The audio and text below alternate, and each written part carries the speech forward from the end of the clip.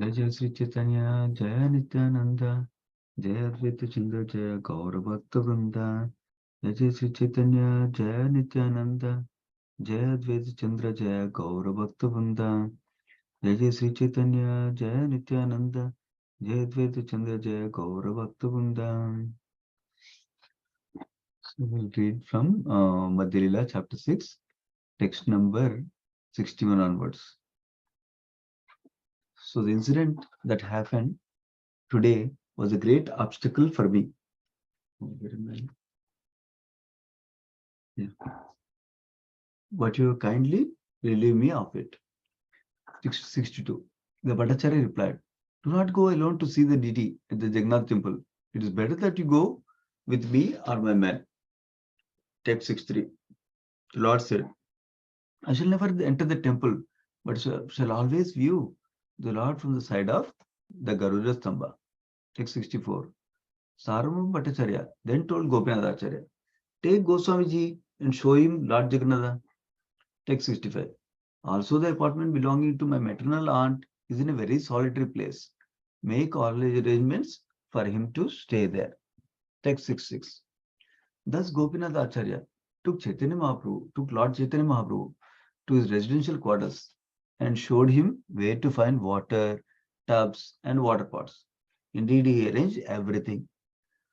Text 67. The next day, Gopinath Acharya took Lord Chaitanya Mahaprabhu to see the early rising of Lord Jagannatha.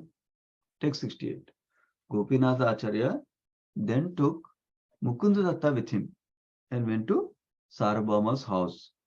When they arrived, Sarabhauma addressed Mukunda Datta as follows. The sannyasi is very meek and humble by nature, and his person is very beautiful to see. Consequently, my affection for him increases. Text 70.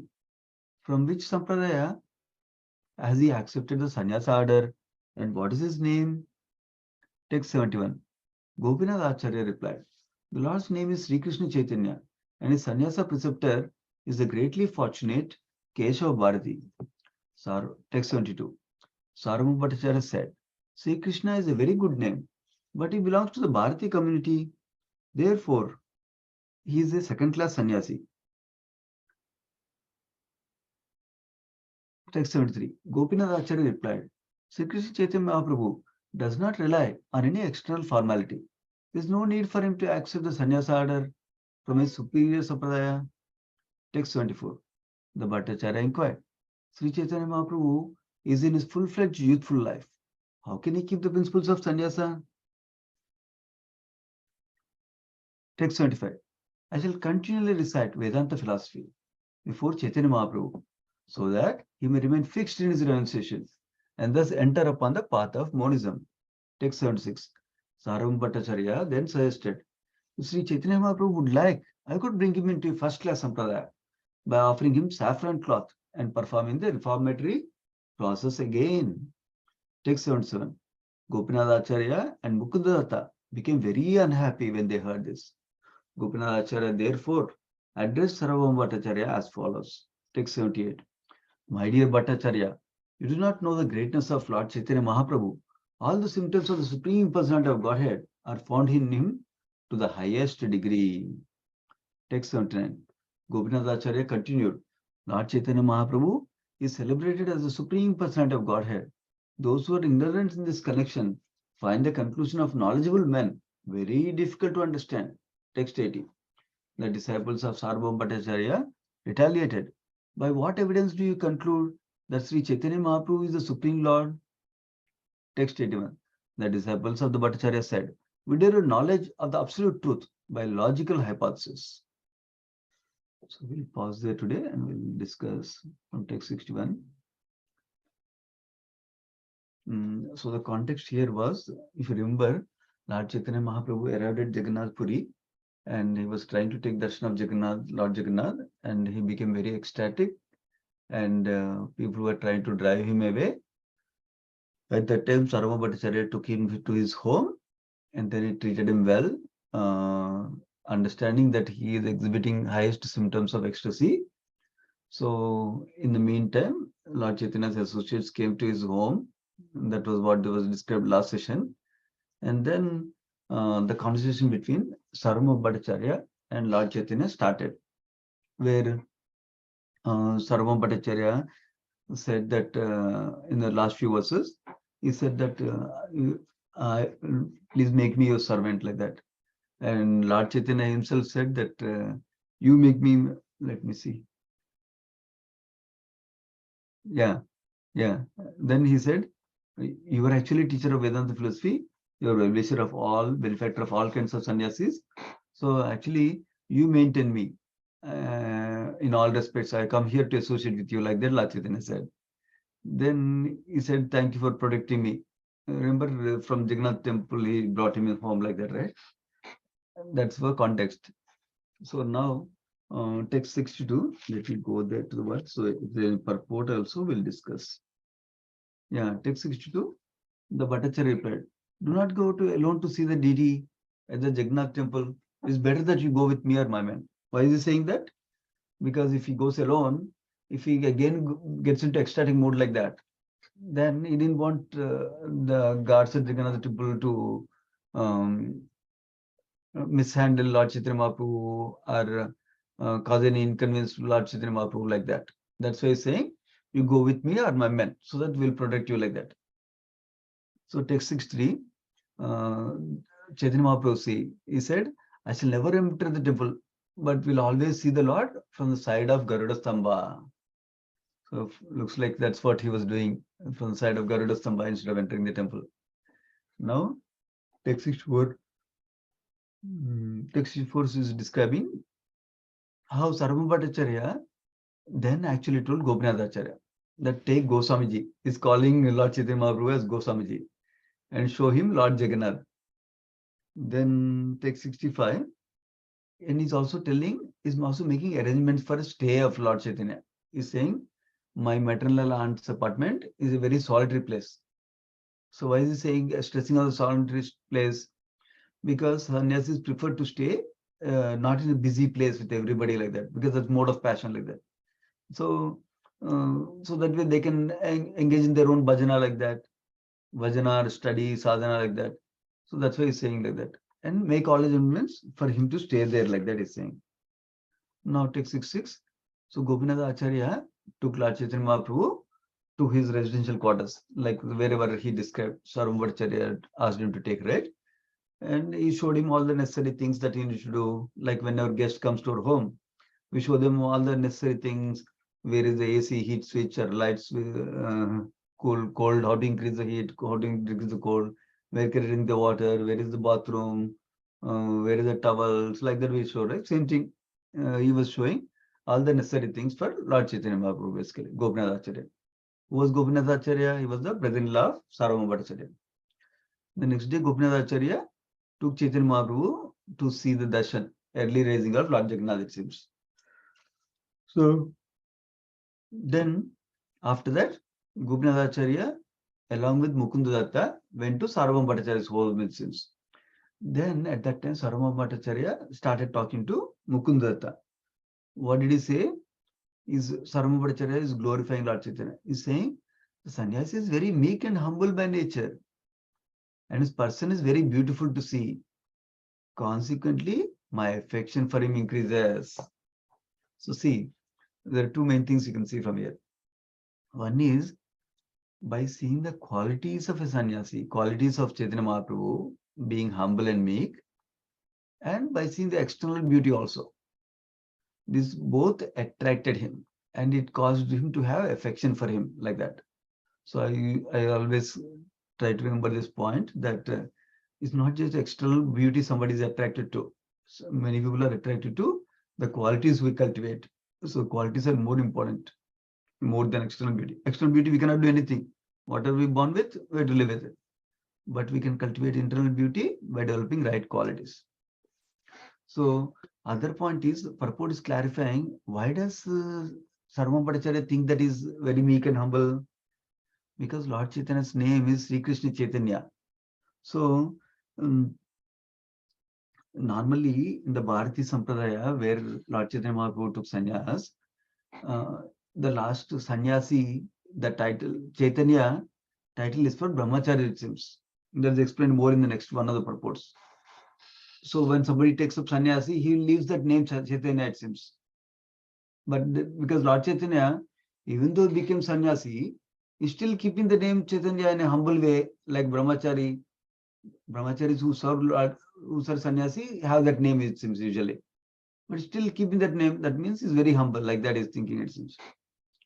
That's why he's concluding like that. So now, Chaitanya means a humble servant of sannyasi, it seems. Now, text 70. So he's asking, so Rama Bhattacharya is asking. So notice, when we have some attraction to somebody, then we want to know more about them. That's why Saram Bhattacharya is asking to know more about him.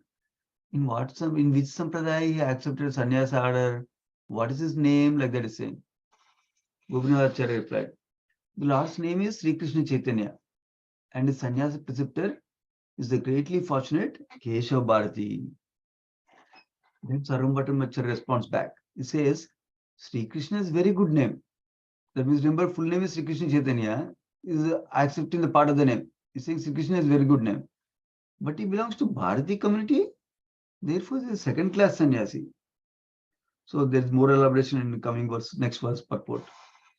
That means Sarvam Bhattacharya reacted like this, in like the last Chaitanya basically. So Gopinathacharya replied, Sri Krishna Chaitanya Mahaprabhu does not rely on external formality. There's no need for him to accept the sannyas order from his superior sampradaya, like that is described. Basically, apparently in Shankaracharya sampradaya, there are, I don't know, it's called sampradaya at least, that, yeah, Shankaracharya introduced several names of sannyas disciplines. Among them, there are 10 title systems for sannyasis. Out of them, 3 are considered topmost. Tirtha, Ashrama, and Saraswati are considered topmost systems. So, but the Saraswati, any surname with Saraswati is considered first class sannyasi, it seems. Bharati is considered second class, and Puri is considered third class, it seems. So that's why I say, oh, Bharati belongs to second class sannyasi, like that is saying.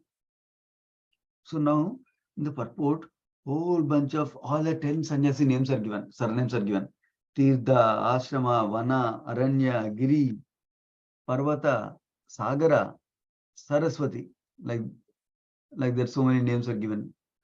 Bharati and Puri also, finally.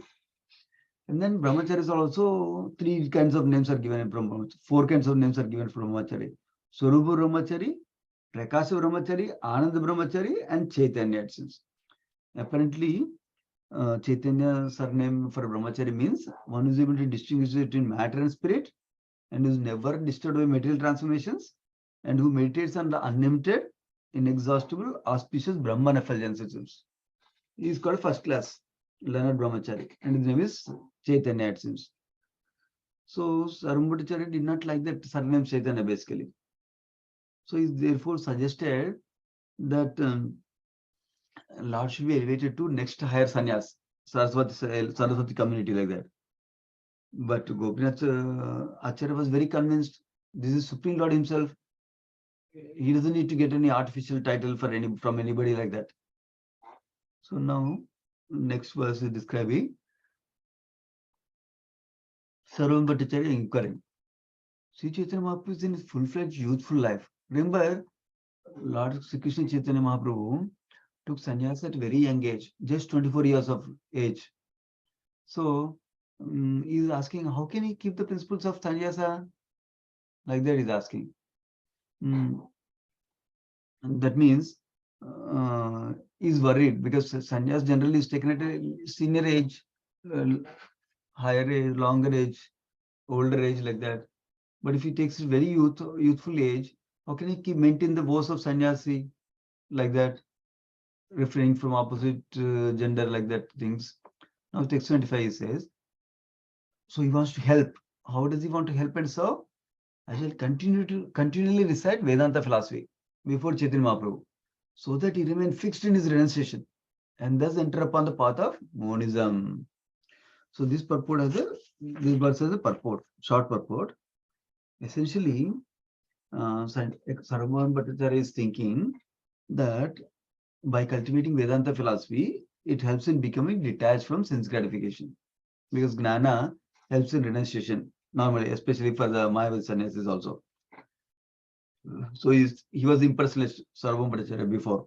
He becomes a devotee now in this conversation. We'll see later in this chapter. Yeah, that's why he's thinking like that. So purport is also clarifying us that we need to practice sense control and mind control. And it talks about the words in Nectar of Instruction, first verse. Vacho vegam, manaso krodha vegam, jiva vegam, udarapastha vegam. So that means controlling the speech, mind, anger, tongue, belly, and genitals like that. And then by controlling the mind and tongue and these urges, we can become expert in understanding bhakti, devotional service to the Lord. And thus somebody can become perfect sannyasi also is describing here. That's why one must cultivate knowledge and renunciation regularly.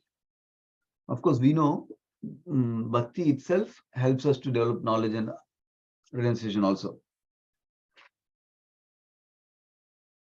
That's why he is suggesting that he will educate Chaitanya Mahaprabhu and Vedanta philosophy more and more. That way he can remain fixed in his sannyas ashram like that.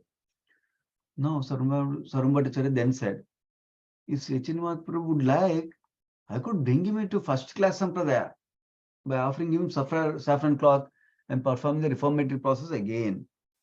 So notice, this Sarvabhauma Bhattacharya was not ordinary person. He is considered the most learned person in the whole world at that time, it seems. Number one. Can you imagine that?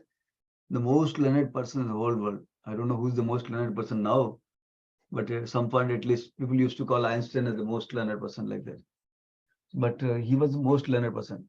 And he was the main priest, chief priest for King Pratapruddra also.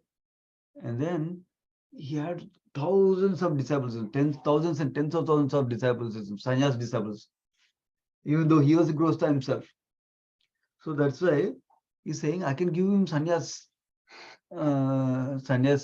initiation in a higher sampradaya. Remember, he said Bharati Sampradaya is second class. So you can give you Saraswati Sannyasi Sampradaya, like that he's telling basically. So let me see if there's a purport. Yeah. This he's thinking like that because he didn't know Lord Chaitanya Mahaprabhu as the Supreme Lord. That's why he's thinking like this. Otherwise, for Supreme Lord, he can never go to lower position. He's always Supreme Lord himself. Now 77. So when the devotees Gopinath Acharya and Mukundatta, they heard that statement that he can give higher sannyas ashram like that, they became very unhappy. And Gopinath Acharya started to address Sarvabhauma Bhattacharya. Basically, this is the conversation where I was briefly telling in Sunday Feast class that he will tell that, okay, without mercy of Lord, you cannot understand somebody's Supreme Lord like that, even if he's in the home like that. That's coming up. So here, my dear Bhattacharya, you do not know the greatness of Lord Chaitanya Mahaprabhu. All the symptoms of the Supreme Personality of Godhead are found in him to the highest degree. So, remember, I was talking about the SAFE acronym yesterday in Sunday Feast class, that which you can accept somebody as incarnation of the Lord only by reference to scriptures, S, and by astrological arrangements at the time of their birth, along with their attributes. That means what are symptoms they manifest, especially symbols on the lotus feet like that. So F is to by who is confirmed by follow-up authorities, is he must have done extraordinary activities like that. So here the A is being emphasized. Symptoms are attributes of Supreme Lord are found in me for the highest degree it seems. So now 17th verse, Gopinath Acharya continued. Lord Chaitanya Mahaprabhu is celebrated as Supreme Personality of Godhead.